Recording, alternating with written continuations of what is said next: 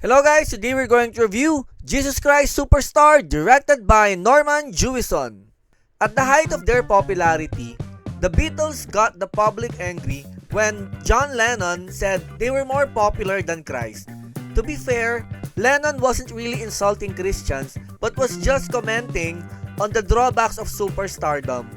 Being popular, of course, brings a lot of benefits, but for those who put value to privacy, they feel that the price they pay is too much.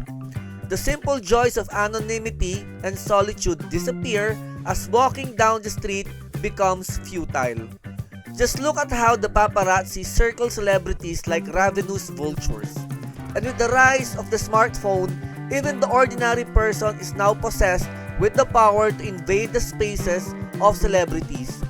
What is worse is when the power brokers of the establishment start looking at you as a threat that must be eliminated. Jesus Christ Superstar tackles superstardom using the life of Christ as the subject.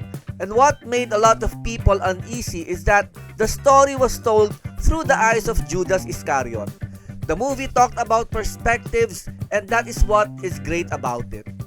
While generally known to majority of the world's population, the story of Christ is religiously guarded by hundreds of years of tradition and dogma. To portray Christ in a way not endorsed by the church is to court anger from zealots. The film treats Christ as a rock star whose influence and power threatened the Pharisees. Christ in the movie is essentially what the Beatles were when Lennon gave that infamous statement about stardom. Judas' song at the movie's end perfectly enunciates the implications and functions of popularity. Judas asks Christ whether he truly understood his effect on the populace and whether he utilized his stardom properly. I am certainly happy that those kinds of questions were asked, since those ideas are treated as anathema to a church that stands like a monolith. Judas has been treated by history unkindly since his story has never been taught. It was the four Gospels that served as the foundation of the world's understanding of Christ. The Gospel of Judas has been removed from canon since its point of view regarding Christ undermines dogma, and dogma is supreme to an organization like the church. And if one enters the territory of the doctrine of infallibility, it can never be seen as wrong.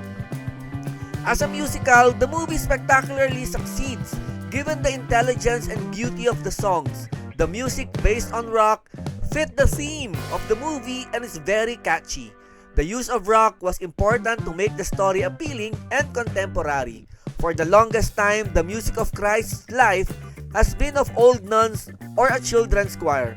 Rock music thus gives the narrative a fresh garb and a fresh sound. All the songs in the movie can stand on its own and be a hit.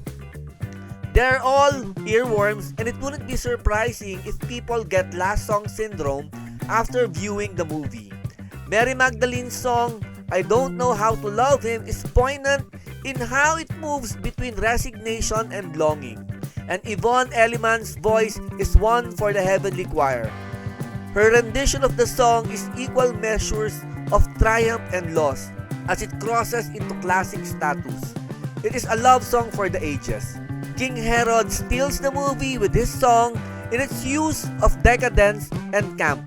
Josh Mastel as the tanned proud king is a delight. On the other hand, the exchange between Christ and Pontius Pilate, played by Ted Neely and Barry Dennen, is a brilliant clash of ideologies. The two sides get to provide sound arguments which heightens the tension of the scenes and draws attention to the intelligence of the lyrics.